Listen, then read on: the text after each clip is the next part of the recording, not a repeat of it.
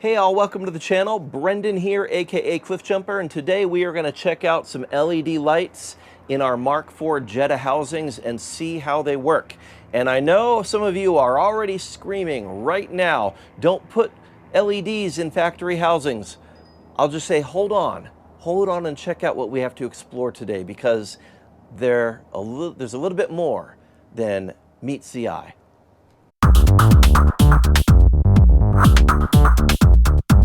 Hey everyone, welcome to the channel.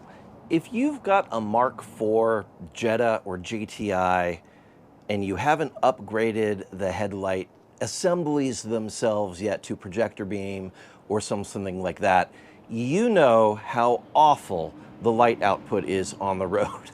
I mean, just, it's pathetic. It's like holding candles in front of the car. And a lot of people are putting LED bulbs in cars and creating lots of glare and making it horrible for other drivers. Well, there are some companies that are working on the technology for LED bulbs that make not as much glare and actually work with a decent cutoff and beam pattern.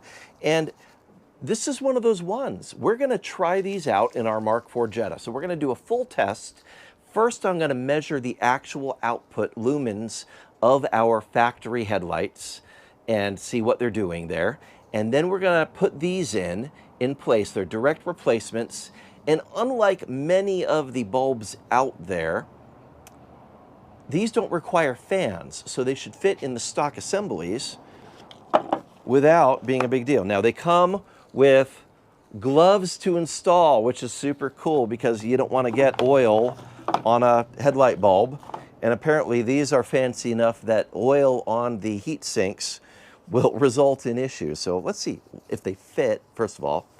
Ooh, I feel like an art curator putting these on. And also, they'll keep my hands from getting dirty when I'm installing them. I use gloves anyway, but hey. So check these out. These are direct replacements.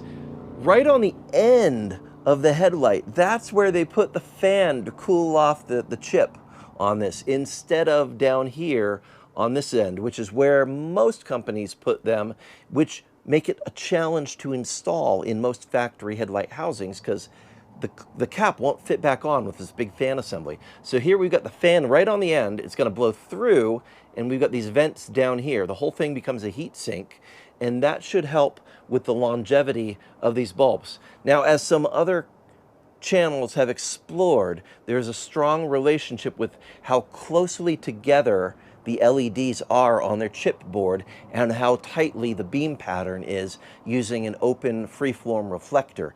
And these are really close together. There's housing on either side here, but there's also this thing here which is designed to help cut off some of the light reflection in the freeforms, so we should get a decent beam pattern and not cause crazy amounts of glare for our oncoming drivers. So we will install these tonight and check out the beam output. I'm going to wait until this evening to do it because, well, if I try to measure the light output now, it's daylight, those results are going to be skewed. So I've got a light meter. I will measure the output of the original factory light bulbs first. Then we'll put these in and we'll measure the output, and then we'll check out the beam pattern and all that this evening. So we'll be back in just a few minutes. Well, I mean, a few seconds your time. We're just going to snap our fingers. Oh, I can't snap my fingers with gloves, cloth gloves. Anyway, let's get to it. It'll be a few moments for you. 2 hours later. We're going to start with the passenger side because it's the easiest to access. So there's a metal clip. Move the clip out of the way. The light, oh, there's a second clip over here. Great, I forget, Jettas are different than Golfs. I just did work on the Golf. So I can move that out of the way. Here is the electrical connector for the bulbs. And oh yeah, they gave me gloves, I forgot. I'm going to use the fancy white gloves. Which will, both prevent me from burning myself and getting oils on the headlight bulbs. So here's the new one we're going to be putting in. I'm just going to set that down. We're going to remove the retaining clip for the old bulb. It just presses down and should just kind of come out of the way without a whole lot of complaint. There we go. So that flips out of the way, and we can theoretically then just pull it right out if it's not complaining too much. But this one likes its home a lot. Oh, hey, look, the whole retaining thing came out with the bulb. That's very helpful when that happens. Yes. So here's our halogen bulb that can go away.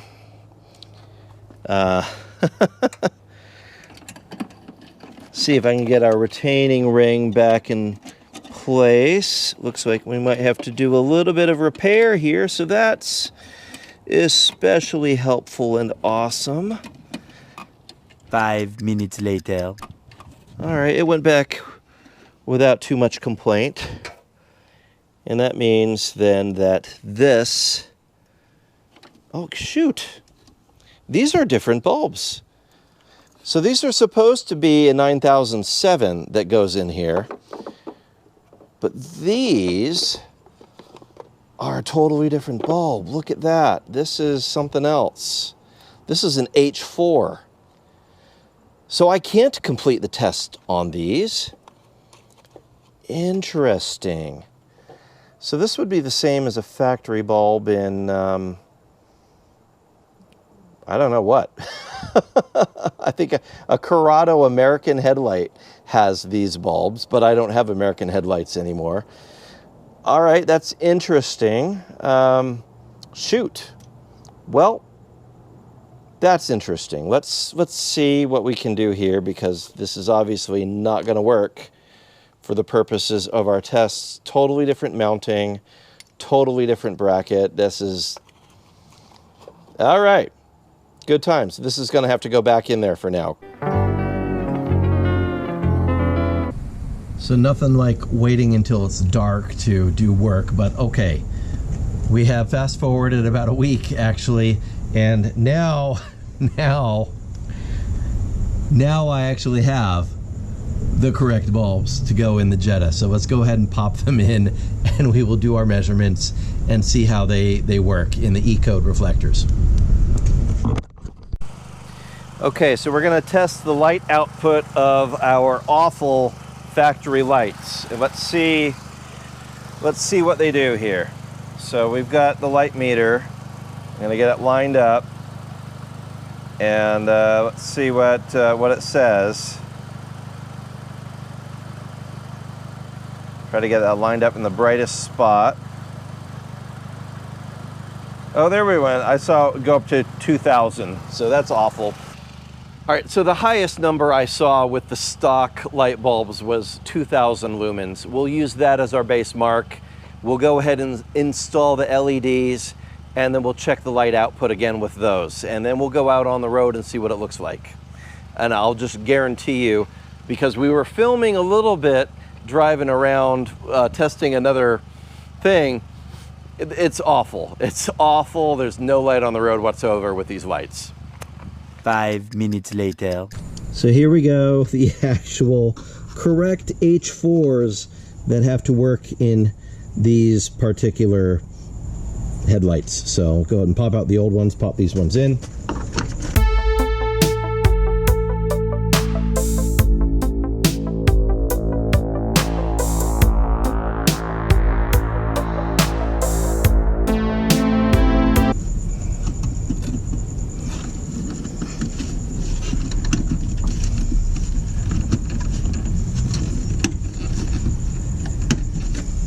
All right, that took a lot more fiddling about because the retaining ring was not properly situated. The other side shouldn't be as bad, so yeah, good times. 5 minutes later. All right, the LED bulbs are in now. Let us see what the light meter tells us. 11.5. Let's see the other side here. Okay, I saw that same 11.5 reading on this side as well. So 11,500 lumens. I honestly don't remember what the original reading was on the stock ones, but it was a lot less. So let's take it on the road and see what the beam pattern looks like. Okay, so I don't have a wall right now that I can use, but this is the beam pattern. So we have a fairly decent cutoff. I do see a couple of flares though, up top there, where there are some reflections that are glare, and that's not ideal. So even with the E-code beam pattern, there's a little bit of glare. Let's go try it on the road and see how bad it is, or how good it is once we get it out here.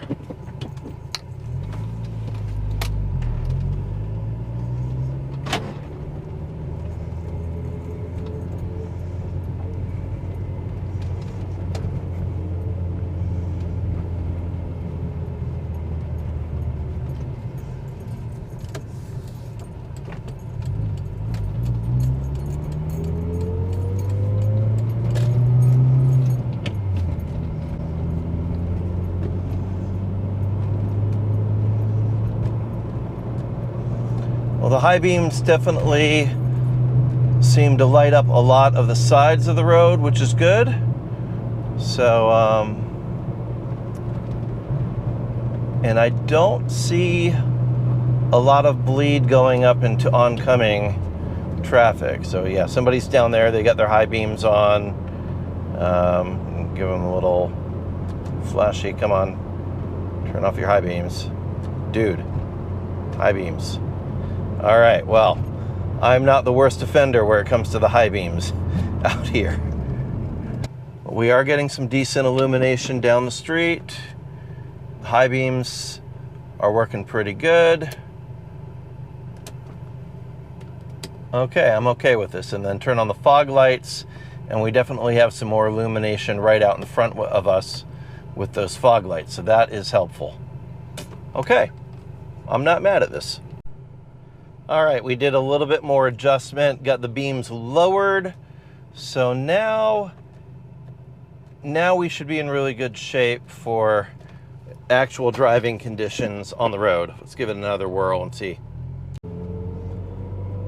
Yeah, definitely a lot more usable light actually on the road now, and the high beams are actually lighting up down the road, not in the trees. So this is a good spot for us to be in. All right, this is great.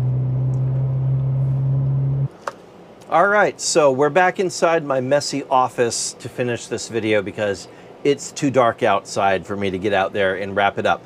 But I did want to report back on our before and after. So the before, yeah, the factory headlights are awful, awful. The highest number I saw was 1100 lumens. That's right, 1100 lumens out of the stock bulbs. So that's really pretty pitiful light output. In comparison, these OXILAM LEDs, and this is their Q36 series, put out nearly 11,000 lumens. Now they rate them on their webpage as 19,000 lumens. So real world 10,500 is what I was seeing. And I did see a spike to 11,000, but it was holding pretty steady at 10,500 when I got it lined up in the hotspot. So 1,000 lumens really to 10,000 lumens, that's a giant difference, a factor of 10. So big improvement.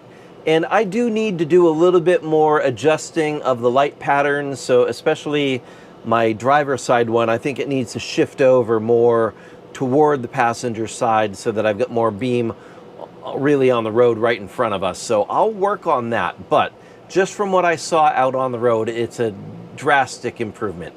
And I will say, because people are always hating on me for throwing LED bulbs in open reflectors. These are E-code reflectors. They're not DOT spec that just throw light everywhere.